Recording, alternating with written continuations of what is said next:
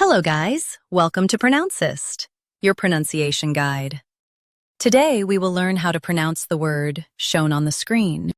Concatenation. Both US and UK have the same pronunciation of this word. Stress.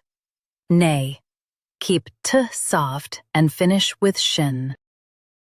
Concatenation. Concatenation. Stress. Nay. Keep t soft and finish with shin. Concatenation. Now read the syllables shown on the screen naturally. Concatenation. Stress. Nay. Keep t soft and finish with shin.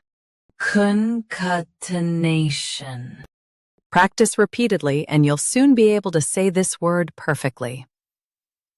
The best way to practice is to repeat the syllable multiple times.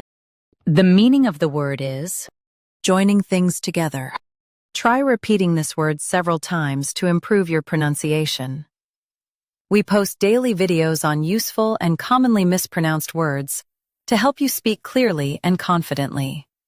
Like this video and subscribe to Pronouncist for more pronunciation guides. Thanks for watching us.